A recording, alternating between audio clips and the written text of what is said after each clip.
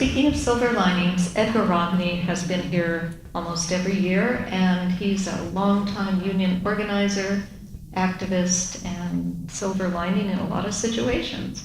And Edgar, it's time to introduce Lidia.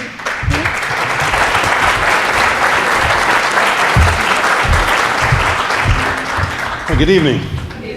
And thank you very much, Rachel, for that introduction. I'm particularly honored to be here once again. I've been very fortunate because this is the third or fourth time, perhaps, I've had the honor to introduce somebody that's been associated with the labor movement, and particularly my union. And that is certainly, I think speaks volumes to the work that the women of our union have done, certainly over the many, many years. I want to also take the opportunity to thank the Borough President, Gail Brewer, for her help and her assistance in fighting, along with us, along with manufacturers, along with designers, certainly the union, in trying to save and fight to save the garment industry.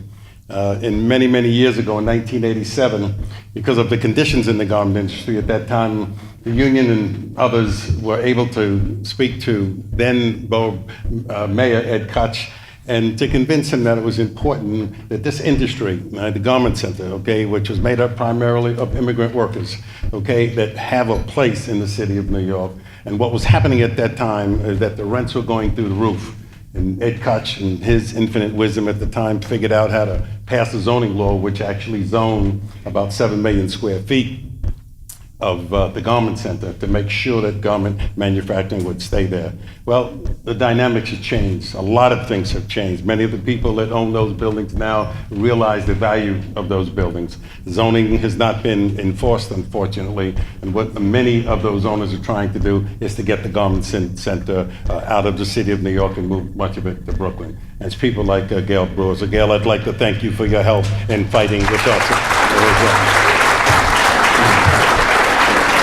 The Borough President also mentioned the demonstrations that are going on today. Today's May Day. Happy May Day, everybody. She mentioned Foley Square and Union Square, but you should know the demonstrations like the one that are currently going on. The one at Foley Square is still going on. There's still speakers there, but are happening around this country. And not only all around this country, but indeed around the world.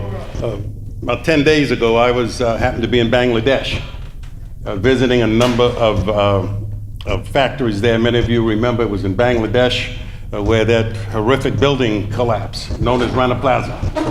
And one of the things that we were able to do shortly after that fire was to get all of the stakeholders together, the government of Bangladesh, the brands mostly from the United States and Europe, of the workers, the unions, to come together and create what was known as the Accord.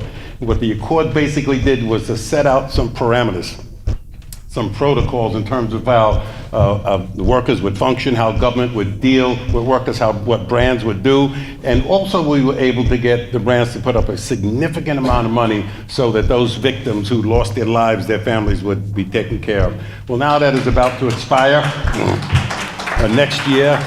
And I visited Bangladesh, and one of the interesting things, and the garment workers in the house would be interested to know this, I visited a factory under one roof that employed 4,000 workers. Now, I've represented garment workers here in the city of New York for 50 years, and the largest factory I've ever seen here was about 500. All right, so could you imagine what that is like? And Bangladesh is just one of the few places around the world in Southeast Asia where our work is gone. But it is there, and I think we have an obligation to make sure that those workers are protected, just like we fought here, just like Clara Lemlich stood up and to fight for the rights of the garment workers. So there's still plenty of work for us to do, but my task here tonight is to present an award to another incredible woman who I've known for the better part of my working life. And I think she exemplifies what and who Clara Lemlich was all about. Many of you will remember that it was the International Ladies Garment Workers Union, now known as Workers United, but in this environment. And I feel as though I was born and raised in the ILGWU. And I've learned about Clara Lemlich very, very early on. And our union, and along with a lot of other people, still commemorate that horrific event on the where 146 women lost their lives on the 25th of March. And every year we're out there. It is probably the coldest day, but we are there regardless.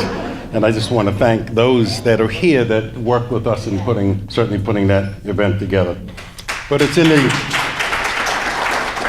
the spirit of Clara Lemick that I'm here to talk about Lidia Correa, who was one of those women who also exemplifies the work that Clara Lemick did and what she stood for, to get up and speak out. Because as we all know and we've all learned over the years, nothing happens by itself. Somebody's got to stand up and take a position. Somebody's got to say, yes, we must do this. Si se puedes has become one of I think, the greatest phrases in recent years, because people know that, yes, we can. Lidia Correa is one of those people who has stood up and has fought for workers' rights for many, many years. Her career spans, and she may not want me to tell you this, but I'm going to do it anyway, 60 years. Going back to 1956 and 1957, I don't think she or I remember exactly what year that was, when she first started in the Garment Center as a sewing machine operator. And at that time, she realized and understood, that not only was the job important, not only was it important for people to earn a decent living with benefits, but she also understood that people needed a voice. And she was one of the people who stood up and spoke out. She worked for a good designer, a company called Liz Claiborne, that is unfortunately not around. But Lidia also became very, very active in the union. But because she understood the importance of what trade unionism was all about. She represented workers in Liz Claiborne. Liz Claiborne was one of the better companies in the industry, believe it or not, because Liz Claiborne and her husband, a fellow by the name of Arthur Ortenberg, understood what the progressive movement was all about. But yet and still, they were employers and we were workers. And Lidia was one of the people who got up and spoke up in terms of the rights for people, and at contract negotiations, she pushed the union very hard to make sure that workers got what they were entitled and what they deserved. And over the years, Lidia has done an enormous amount of work in behalf of workers. And she is still doing that to this very day. In most recent years, she has undertaken the work and coordinating the work for our retirees in our union, to make sure that the applications are filled out right. And anybody that has a problem with any issues with retiree, they go to Lidia Correa, because they know that she is the person. God only knows what I would do without her, okay? I mean, she has been that great and that strong, and I want to thank you for that. Lidia has also been very active in her community in the Bronx. I mean, nothing goes on that Lidia doesn't know about up there, and she makes sure, literally nothing. She makes sure that workers understand what their rights are. She makes sure that workers understand what's important for them and people in the community as well. The right to vote. It is a right. And many of us, unfortunately, take that right for granted. We all saw what happened to us as a result of that. With New York City, we did okay. But Lidia's one of these people that get up and make sure, never get too tired, okay, to go out and do what is in your best interest, because there are people, as we have learned, okay, over the last couple of months, last 100 days, okay, what that certainly could mean to us. So Lidia, in addition to presenting this award to you, and I don't have an opportunity to say this to you very often, but I want to thank you from the bottom of my heart for the work that you do, and thank you for those thousands and thousands of people that you have helped over the many years. So congratulations, and it's an honor to present this award to you.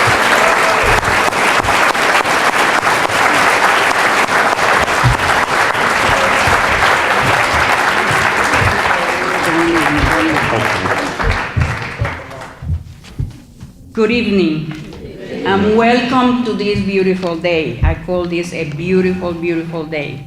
I know it's evening already. Thank you, Edgar, for this beautiful introduction. You remind me of my old days in the past, days when I was young. Today, this award is not only for myself, it's also for all our retirees that share all these days when I need them to join us in the street of the Garment Center, to share a cane that we always work together to put our days at front, our ladies at front, okay?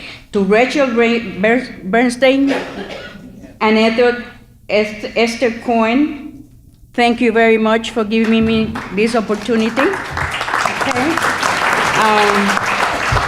from the labor acts. Okay. That make me possible to be here today. Thank you to all of you for everything you do and we do together. Our work is not finished. It's not over yet. It will continue. Thank you. Thank you. Yeah.